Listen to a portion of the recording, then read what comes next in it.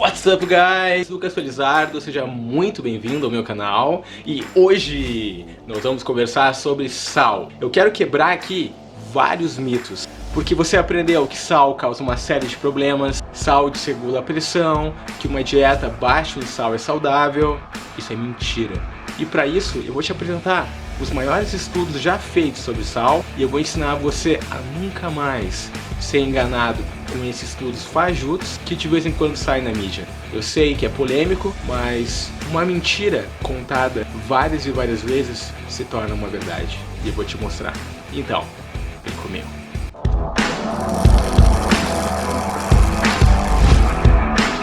Se você perguntar para as pessoas se sal faz bem ou faz mal, 99% vai dizer que faz mal. E vamos mudar esse paradigma. Mas vamos definir sal. Sal tem mais ou menos 80 minerais. É um nutriente essencial, o corpo não produz. Não confunda sal com cloreto de sódio. Aquilo que você chama de sal provavelmente seja cloreto de sódio. E esse sal refinado. O sal refinado, ele tem apenas o cloreto e o sódio, e uma série de produtos químicos, solventes, nitrato de amônio, salicilato de alumínio, antiaglomerantes, silicoaluminato, dextrose. A indústria ela tira todos os minerais e deixa só uma série de solventes, uma série de produtos químicos para ele ficar branco. O sal de verdade ele nunca é branco. Você pode encontrar o sal negro ou o sal vermelho do Havaí, sal azul da Pérsia, sal rosa do Himalaia, o sal cinza de Mossoró. Sal integral só vai trazer benefícios para a sua saúde. Se você pensa que sal refinado é sal, aí sim, isso vai causar uma série de problemas para a sua saúde. E quando eu falo sal refinado, não importa se ele é sal marinho ou não, sendo refinado, é lixo. Tem gente falando mal do sal do Himalaia porque tem flúor. O flúor do sal é 5.000 vezes menos do que você acha na sua torneira. E nem vamos falar de pasta de dente. Sal integral é bom, sal refinado é ruim. Antes de eu mostrar para você o que a ciência fala sobre sal, eu acho muito importante você entender como que a mídia nos engana. Basicamente com dois tipos de estudos. Estudos prospectivos observacionais e estudo de risco relativo. Para ficar fácil, eu vou ilustrar com um exemplo. Hoje você compra 4 bilhetes da loteria. Na semana que vem você vai e compra apenas um. Então, de acordo com os estudos, foi comprovado que você reduziu em 75% as chances de ganhar na loteria. Isso é risco relativo. Não quer dizer que se você comprar 4 bilhetes você vai ganhar na loteria. As chances são mínimas. Entende agora? É dessa maneira que a mídia nos engana e excelentes profissionais na área de saúde também, através de estatística de risco relativo. Cientistas descobriram que toda vez que falarem que cientistas descobrirem, o povo acredita. Outro exemplo, estudos prospectivos observacionais. Saiu um estudo na Austrália comprovando que quanto mais sorvete as pessoas comem, mais elas são atacadas por tubarões.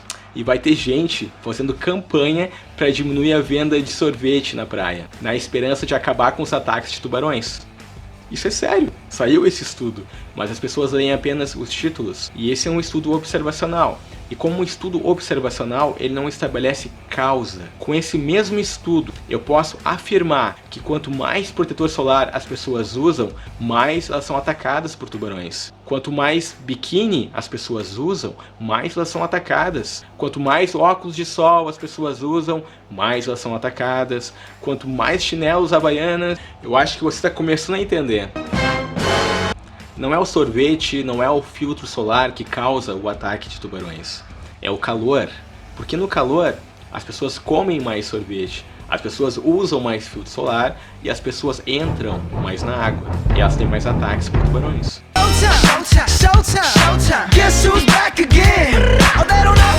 Isso é um estudo observacional. Ele não estabelece causa, ele serve apenas para fazer correlações. Então eu posso linkar o que eu quiser com esse tipo de estudo. Tá, e da onde que veio essa história de que sal é prejudicial e faz mal? Através de um estudo observacional. Um expert chamado Lewis Dahl, ele escolheu 5 países para fazer uma linha bonita no seu gráfico e comprovar que quanto mais sal as pessoas comem, mais elas têm problemas de pressão alta. Isso é ridículo. Esse é um estudo observacional. Eu posso escolher 5 países para fazer um gráfico totalmente ao contrário. Eu posso pegar Japão, eu posso pegar Coreia do Sul, que comem muito mais sal do que nós e eles não têm problema de pressão alta. E esse expert, ele publicou seus resultados, mas isso é uma hipótese, porque estudos observacionais não estabelecem causa. Em 1977, o senador McGovern ele decretou as diretrizes nutricionais com todas essas besteiras que nós temos hoje. Você já deve ter visto a tal da famosa pirâmide nutricional. Ela é a pior alimentação do mundo e sem nenhum embasamento científico. Ela foi criada para promover indústrias que estavam surgindo na época e nessas diretrizes estava lá para você comer menos sal, em cima de uma hipótese. Antes de ser publicado a pirâmide nutricional, a recomendação de baixo sal está lá nas letras pequenas, apenas para as pessoas que têm uma dieta pobre em potássio e aquela minoria que tem predisposição genética para hipertensão. Mas isso foi abafado e essas diretrizes nutricionais foram exportadas para o mundo todo. E a partir desse dia, o sal começou a fazer mal. É ridículo você criar uma orientação nutricional em cima de estudos observacionais, em cima de hipótese. Lembra do sorvete dos tubarões? Pois é. E durante anos as pessoas ficam repetindo essa Deixa eu te mostrar o que a ciência fala sobre sal. O maior estudo já feito sobre sal é o InterSalt Study. Foi publicado em 1988. Foi usado 52 populações, sendo que 4 delas são primitivas. Eu já vi muito especialista mostrando esses gráficos e no passado eu acreditava neles. Olha só que gráfico bonito. Mas deixa eu te apresentar os reais números, tá? Porque aqui a gente está se baseando em zero. Isso é piada, isso não faz nada na pressão. Então, o InterSalt Study, ele não funcionou, ele não aumentou a pressão em 48 populações. Então o InterSalt Study, ele não funcionou, não aumentou a pressão. Ele funcionou apenas em 4 populações, que é justamente aquelas primitivas, que é o Yanomamo e Xingu no Brasil, no Quênia e na Papua Nova Guiné. Justamente nas culturas que não bebem álcool, não consomem açúcar, não comem comida processada. E essas populações primitivas, elas não se enquadram no nosso dia a dia. Tem um estilo de vida totalmente diferente. Tem um estudo que ele é muito usado, ele é muito comentado por profissionais, que é o Dutch Study. Para mim, esse estudo é fajuto. Ele não é um estudo de baixo sódio, mas ele é rotulado como um. Nesse estudo, teve várias alterações. As pessoas diminuíram a concentração de sódio, sim, mas diminuíram também a concentração de açúcar, pararam de comer comida processada, começaram a fazer atividade física. A ingesta de potássio chega a 4 gramas nessa dieta e tem 500 miligramas de magnésio, então não é o sódio. Vamos lá, uma meta-análise do JAMA. O que é meta-análise? Meta-análise é diferente de estudos observacionais. Meta-análise é quando você reúne vários estudos sobre aquele assunto e aí dá o check mate. Por curiosidade, tem meta-análise sobre o ovo, tem meta-análise sobre gordura saturada. Não era para as pessoas ter dúvida a respeito disso. Mas vamos lá. Nesse estudo, então, é uma meta-análise de 56 estudos. Então, reunidos 56 estudos com uma dieta restrita em sal. Vamos ver o resultado? 0,9 mililitros de mercúrio. Cara, isso não faz nada na pressão. Nada mesmo. Então, de 90 milímetros de mercúrio vai para 89,1. Isso é piada. Fazer uma dieta restrita em sal para ter 0,9 não compensa. Não chega nem perto dos efeitos colaterais que você tem quando você restringe sal na dieta. E eu vou mostrar para você. Olha só esse estudo publicado pela Universidade de Oxford. Conclusão: a influência do sódio na pressão arterial é estatisticamente insignificante. Nossa, eu vou ter que ler de novo. A influência do sódio na pressão arterial é estatisticamente insignificante. Em Haynes 1, nos Estados Unidos, conclusão: não havia uma associação entre ingesta alta de sódio e hipertensão. Pelo contrário, foi detectada uma correlação inversa. Olha só, está dizendo que pouco sódio aumenta a pressão. De novo, em Haynes 3 e 4, confirmado o encontrado em Haynes 1, uma baixa ingesta de sódio foi relacionada com níveis elevados de pressão arterial.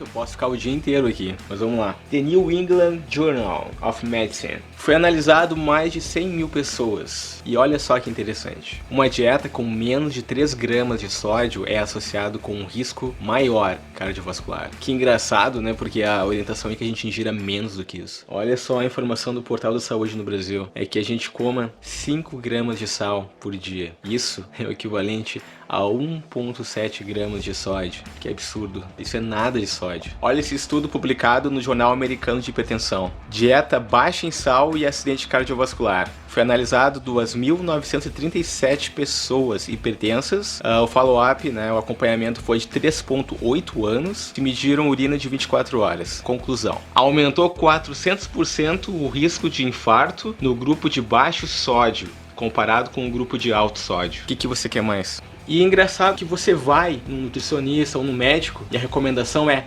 corta sal. Eu não vejo nenhum dado científico para essa recomendação. E você vai pagar um preço caro. Sal aumenta a pressão? Não! Se você usar o sal integral, vai regular a sua pressão. Porque tem minerais como magnésio e potássio que regulam a pressão. E afinal, uma dieta baixa em sal é saudável? Não! No passado, a gente usava 10 vezes mais sal do que é usado hoje, porque a única forma de preservar a comida era salgando, não tinha geladeira. Em 1600, para você ter uma ideia, se usava mais de 100 gramas de sal por dia. Isso é mais de 10 vezes do que nós consumimos hoje. E não tinha essas doenças crônicas que a gente tem. Não faz o menor sentido a gente culpar o sal por doenças que começaram a aparecer na década de 30.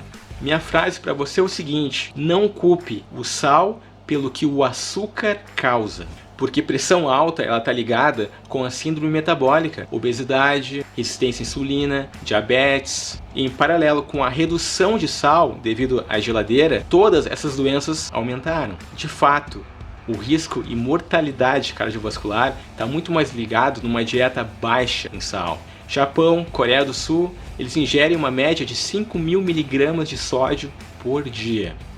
Isso é muito mais do que a gente ingere. E é o povo que vive mais, é o povo que tem mais longevidade. As pessoas cortam o sal e acham o máximo. Ah, reduziu a pressão em 0 ponto alguma coisa. Mas o que acontece dentro do seu corpo é como se você cortasse a ingestão de água. Se cortar a ingestão de água, a pressão vai diminuir. Porque o seu volume sanguíneo, ele diminui. E como é que se sabe disso? Porque a sua frequência cardíaca, ela aumenta. E quando a gente fala de problema cardiovascular, frequência cardíaca é muito mais importante do que pressão alta. Te contaram apenas uma parte da história.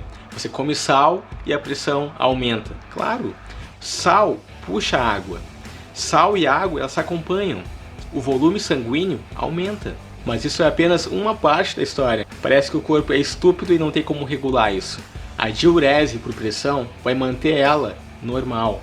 E isso é tão eficiente que você pode comer 10 vezes menos sal ou aumentar em 10 vezes a quantidade de sal, que você vai notar apenas uma pequena alteração na pressão. Todo mundo sabe que os rins, eles são responsáveis por filtrar, mas eles também reabsorvem coisas importantes para o nosso corpo. Então os rins, eles reabsorvem coisas importantes e eliminam toxinas todos os dias. Água é uma coisa importante. Os rins filtram 180 litros de água todo dia e reabsorvem 179 litros de água todo dia. Apenas 1 litro você mija, porque água é importante. Sal é algo extremamente importante para o seu corpo.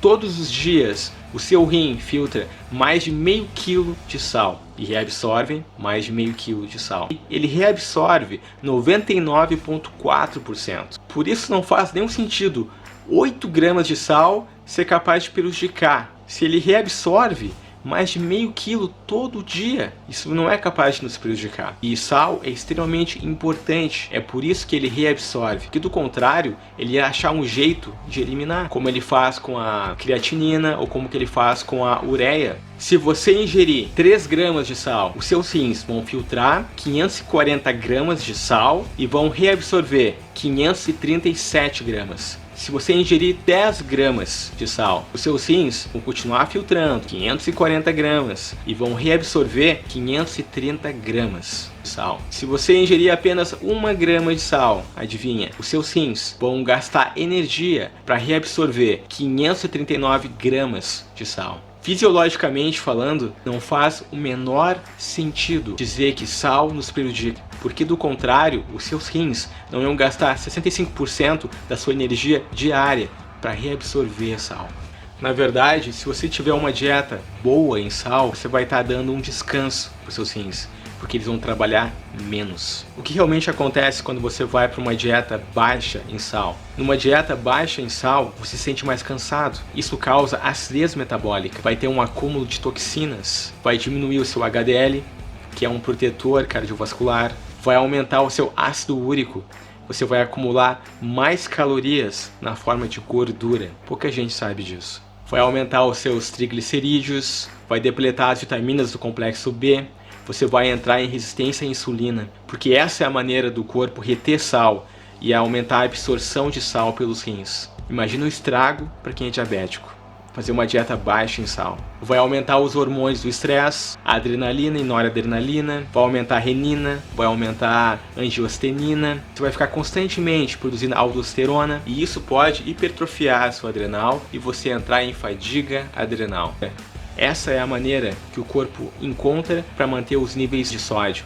E se você não tiver na dieta, ele vai buscar no seu osso. Só que para poder manter os níveis normais de sódio, precisa de potássio e magnésio. Então, quando a aldosterona ela é elevada, você vai perder muito magnésio e potássio na urina. Todos esses hormônios regulatórios vão aumentar, porque não se tem o suficiente de volume sanguíneo. Mas não tem problema, porque existe uma droga para cada efeito colateral de uma dieta baixa em sal. Aumentou renina? ECA, inibidores da enzima conversora de angiostenina. Você pode usar o captopril, enalapril. A aldosterona aumentou? Não tem problema. Usa espirulactona, um diurético poupador de potássio. A adrenalina aumentou. Usa propranolol ou tem médicos que indicam beta-bloqueadores. Esse é o sistema. Ele não está nem um pouco interessado com você, ser humano. É um sistema que foi projetado para tratar papel. Vamos falar um pouco de pressão alta. O que causa pressão alta? Se você tiver com síndrome metabólica, acima de peso, não tem o que conversar. E você já sabe por que a sua pressão está alta. É engraçado que no passado tinha um jeito diferente de medir a pressão. Se você pegar um livro da década de 80, naquela época, a saúde não era um negócio. Você vai ver que a pressão ideal é a sua idade mais 90 dividido por 9 ou 10. Se você tem 30 anos, então é 90 mais 30 dá 120. 120 por 9. Se você tiver 50 anos, 50 mais 90, 140 por 9. Se você tiver 90 anos, é 90 mais 90, que vai dar 180, dividido por 9. Se isso tivesse sendo seguido nos dias de hoje, quanta gente não ia usar a medicação para diminuir a pressão de uso contínuo? A grande maioria não ia usar. Mas vamos lá, pressão alta não é doença. Pressão alta é um estado. Ela aumenta como um mecanismo de compensação. Sei lá, a sua tireoide não está funcionando direito, a pressão aumenta. Ou não está chegando sangue em alguma determinada área do seu corpo. Então a pressão aumenta para ver se o sangue chega lá. E a pessoa acha que o corpo é burro. Ô, corpo idiota, aumentou a pressão. Vai lá e toma um remédio para diminuir a pressão. E agora essa pessoa tem dois problemas. Porque continua não chegando sangue naquela determinada área e tem os efeitos colaterais do medicamento. Essa é a minha opinião, tá? É importante eu falar que tudo que eu falar aqui é só a minha opinião. Então ela não substitui um conselho médico ou um nutricionista. Como é minha opinião, eu posso falar. Mas você pode fazer suas pesquisas. Eu vou botar referência aqui embaixo. Mas geralmente a pressão ela aumenta por falta de magnésio ou por falta de vitamina D3. O importante é achar a causa. Se consertar a causa, a pressão ela vai normalizar. É esse paradigma de remediar, em vez de achar a causa. É como se tratar uma árvore doente passando pomada nas folhas, em vez de tratar a raiz. Na vida real, o que a gente vai ver é pessoas deficientes de sal, porque tem muita coisa que depleta sal. Por exemplo, café. Se você tomar 4 xícaras de café, você vai perder 1 colher inteira de sal. 4 xícaras de café depletam mais de 2.300 mg de sódio. E tem recomendações para você consumir menos do que isso. Para mim não faz o menor sentido. Ainda mais sabendo que mais de 90% da população brasileira consome alguma forma de cafeína. Exercício físico. A cada 1 hora de exercício físico, você vai perder metade de uma colher de chá de sal. Remédios, medicamentos depletam muito sal, principalmente antidepressivos, diuréticos nem se fala, né? Dieta low carb depleta muito sal. Quando você está acostumado a comer 400 gramas de carboidrato todo dia, e daí você decide passar a ingerir menos de 50 gramas, a sua insulina ela vai cair dramaticamente. O que é uma boa, mas você vai perder muito sódio. E quando a gente perde sódio, a gente perde também magnésio e potássio para poder deixar os níveis adequados na corrente sanguínea. Tem muita gente que sente falta de energia, cansaço, principalmente nas primeiras semanas, e a solução é muito simples. É só ingerir mais sal. Quando o glucagon começa a subir, você começa a usar gordura como forma principal de energia. Daí você começa a produzir corpos cetônicos, e aí você começa a depletar sal. Para te ter uma ideia, na primeira semana low carb, as pessoas acabam perdendo de 1 a 2 gramas de sódio por dia. E a solução é muito simples, é só você ingerir mais sal. Se você fizer uma dieta baixa em sódio, você vai acabar perdendo sódio dos seus ossos. O que é baixo em sódio? É você ingerir menos de 2.300 mg de sódio por dia. Você vai acabar depletando os seus ossos. E sódio é extremamente importante para o seu corpo. E a aldosterona, ela vai subir para ter certeza que o corpo vai reter o suficiente e isso vai ser tirado dos seus ossos. A apneia do sono. Quem não tem sono reparador depleta muito sal. Quem tem a apneia do sono acaba perdendo 3.000 mg de sal por noite. Isso acontece sempre que não se tem uma respiração apropriada e gera pressão no tórax. Sauna, você acaba perdendo muitos minerais, muito sal. O sal, ele é extracelular, então é muito fácil de perder. Você pode estar com os níveis adequados na corrente sanguínea de sódio e mesmo assim está deficiente, porque sempre vai ser tirado dos seus ossos. Uma dieta boa em sal vai evitar você perder sódio e junto com o sódio, outros valiosos minerais. Vamos falar um pouco de sal e exercício físico. Como aumentar a performance usando sal. Por incrível que pareça, quem descobriu isso foi Ancel Keys.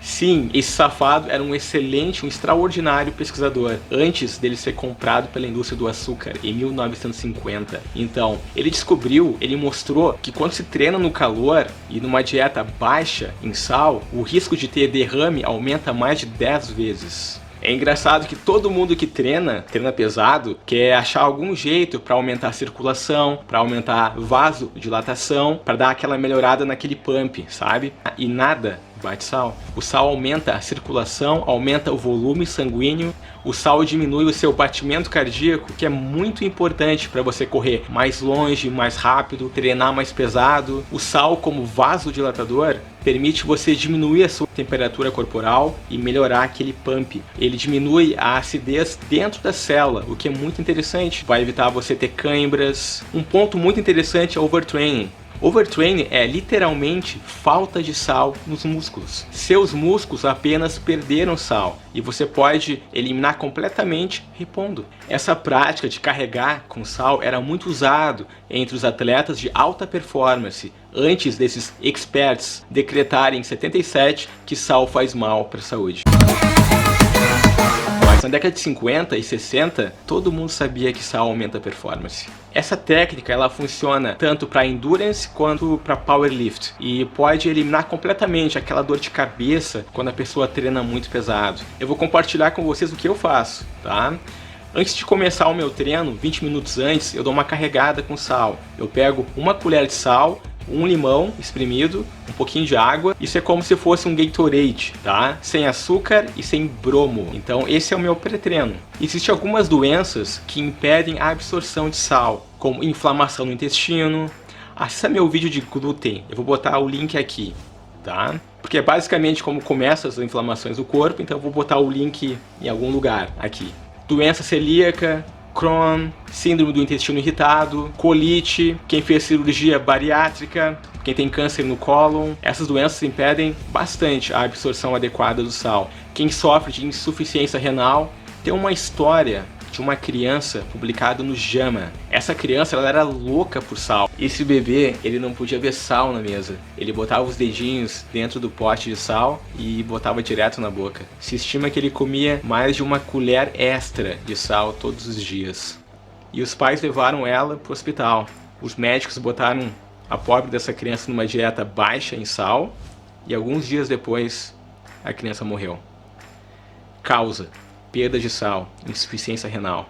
Esse é um excelente exemplo que nós devemos ouvir o nosso corpo. Humanos e animais, quando eles estão deficientes em sal, eles começam a ter um desejo por sal. Esse é um mecanismo de defesa. Ninguém fica viciado em sal. Uma vez que se consegue o suficiente, esse desejo some. Diferente do açúcar e outras drogas. Mais você consome, mais você quer. Existe uma relação entre desejo por açúcar e outras drogas quando não se tem o suficiente de sal. Açúcar e sal são completamente diferentes metabolicamente.